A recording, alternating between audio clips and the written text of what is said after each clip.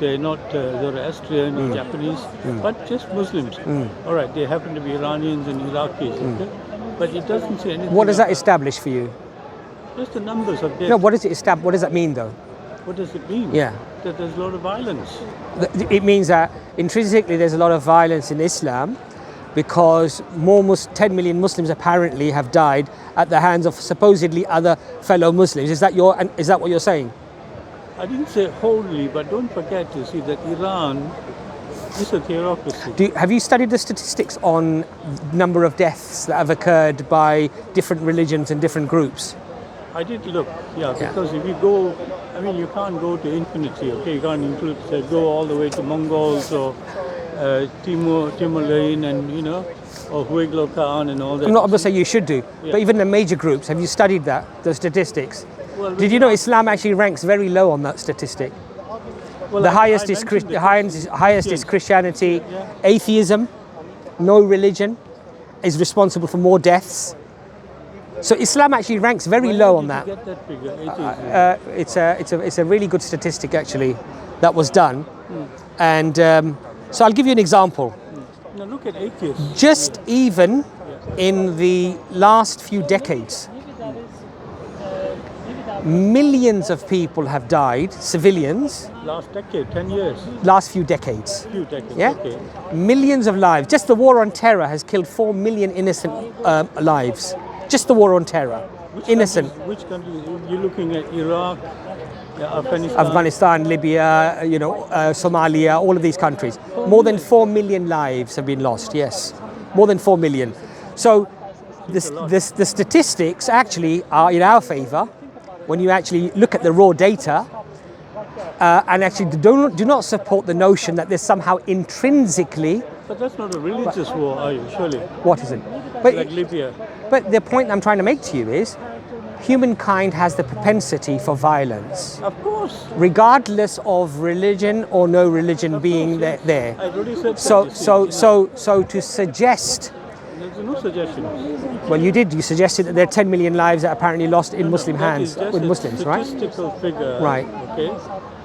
That is taken raw. Yes. And like I said to you, I was surprised. Yes. Until they gave a breakdown of what those figures comprised of. Right. But the problem with that is that when you quote a statistic, you are clearly establishing some sort of precedence from that, or a conclusion, or an inference from that. That's just one bit. Yeah, but otherwise, it's that's why the statistic. The statistic is meaningless. No, it is not meaning because every life that dies is a wasted life. That's so that's a false. That's a fallacious argument you just made there. No, let me finish. No, it's a fallacious argument. No, let me I'll tell you why it's fallacious.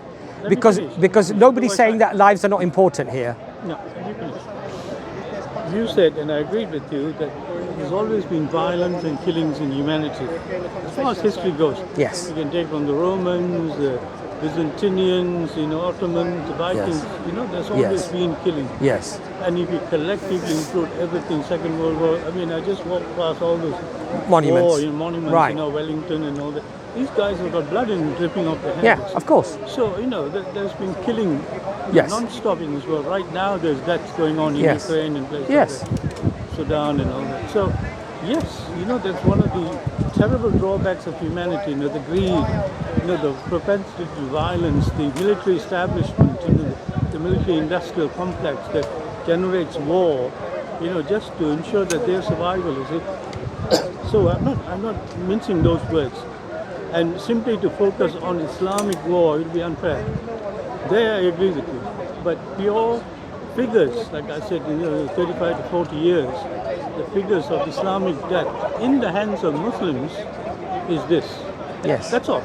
No, but you see... You want to accept that? No, but the point I'm trying to make to you is a statistic by itself is irrelevant. Why? I'm explaining that to you. I'm qualifying my statement. Okay. If it doesn't establish something more meaningful than just the figure itself. So just to suggest that this has happened without inferring anything or drawing any conclusions, the statistic becomes meaningless. So that's why. Says, there's a tree there. But I'm asking you, what do you infer or suggest as a consequence of quoting those statistics to me? What is the meaning behind it that you wish to establish? Because otherwise it's just a statistic. Because let me ask you a question. If Islam indeed, as I've argued with you, ranks very low on the killing that's representative of different groups, including atheists, then the statistic actually established that Islam actually intrinsically is less violent, or Muslims are less violent than other groups. That's what it establishes, you see. And so I said to you, and so my argument to you is that that's what these statistics seem to show. I take the word argument. I'm not arguing with you. Well, when I say argument, I don't mean an argument. No, but it's a figure of speech. Okay. An argument can be a discussion. If I said to you, okay, I wholeheartedly endorse what you just said to me. Yeah. Let's move on, okay? Yes. And I said, okay, those 10 million Muslims who died in the 40 years or 35 years, let's just bury them and just move on, okay? I'm not saying bury them. I'm saying look at it in the context of the overall picture, which then gives you a more reasonable grasp of reality. Because to look at individual statistics upon their own, without making that wider comparison, will give you a very skewed understanding of a particular subject. Of course, I said you cannot go all the way back to Genghis Khan and I'm not saying you should do that. Yeah. I'm saying even if you look at the last century. You have to, take a snapshot. Yes. And within living memory, like I said, I agree. 30, 40 years. I agree. Yeah. So, go back to what you started by saying is Islam, and I've got lots of questions. Like I said to you, I was here 2 weeks ago, And can I deal with your question of apostasy? Because you mentioned that if somebody leaves Islam, that they're killed, right? So the ruling of apostasy is more comparative to desertion, or not desertion, rather, sorry, of what's the word I'm looking disloyalty. for? No, it's not disloyalty. It's actually treason. It's considered a form of treason. And the law of treason, even in the United States of America, for example, carries the capital punishment. In England, we can once again bring that law into effect at times of war, for example, if somebody does a treasonous act. Obviously, the reason why we have such a strict punishment for something like this is because it generally can be very harmful to the safety and security and stability of a nation. Now, let me just explain to you and qualify that.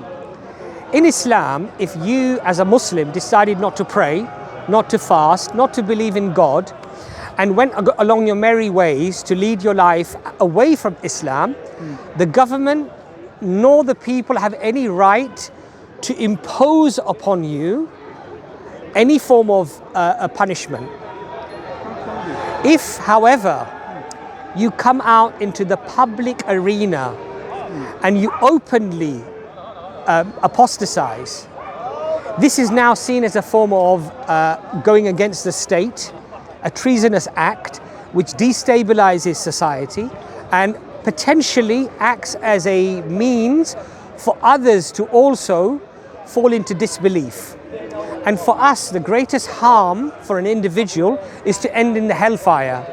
So it's also a form of protection for others, that they're not dragged into, because a person may be very eloquent, they may be very persuasive. Okay, can I come in? And so as a consequence, it prevents that from happening. But what you do in the private setting, whether and the Quran says this, believe or disbelieve, it gives you the choice. Where does it say? In the Quran. Where?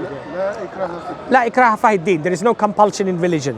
What number is that? We can find the exact verse for you. It's in Surah 225. Surah Baqarah, I think. 256. The second surah. Yeah. It's about halfway through. Yeah, halfway through, yeah. So it clearly says there is no compulsion in religion. Okay. This verse was revealed when in Medina, when the Arabs had a custom. All right, I'd like to come in, when you finish. No problem. Okay, why don't you come in? Yeah, okay. Now, if this says in the Quran, you said, and what surah was that it says where, it is a treason? I'm not saying it says it in a surah that it's treason. I'm saying that it's seen as an act of treason because what number is that? I didn't say it was in the Quran in a surah specifically as treason. I didn't say that to you. No. No. It's not that? Did I say that to you? Why are you assuming that it is? No, because I saw it. That's why I'm asking. Where does it say that it's considered to be I'm treason? trying to remember it. You see, I saw it. I don't remember a specific verse claiming that it's treason. I hope I can remember it. But please make your point. Though. Make your point. Now, what you're saying in Surah 2 to whatever, that there's no Compulsion in religion. Okay? Yeah. And then you're saying in the other surah, if you turn against, then the state will. No, it said either believe or disbelieve. Can you talk? I'll listen. No, but I'm saying that it doesn't say that. What you're saying, it doesn't say. Yeah. Can you please let me talk? Yeah. And then I'll let you talk. Please go ahead. And in the other surah, it says that if you turn against, or what you use the word treasonous. I understand what you mean. Then the state will say you're a danger to us. Where does it say that in the Quran? Sorry. I don't know. So I'm asking you. Well, I don't know of a verse that says this is treason and you've turned against a state. No, the word treason was, you brought it out just now. Yes. I said disloyalty. That you leave Islam and turn your back or whatever. That's it. Turn your back. That's the word. Okay? That's the word. I remember now. That you should be put to death. You see. Where does it say? If you quote me the verse, I can refer to the Quran. Yeah. That would be handy if you could do that. Can you remember the verse? What you just said now, there's no verse like that. No? So there's a category, you're making a category error. No. I read it. I just can't remember it. Anyway, where was I? So in the states today, Saudi Arabia, I used the word Iran, Afghanistan, Pakistan, and ISIS-controlled areas. Again, you've brought ISIS with the same group, haven't you? Let me finish. Yeah. I said those areas, or those states. Yeah. If you are Muslim and you left, Yeah. you'd be sentenced to death. But again, you've made a fallacious argument, I would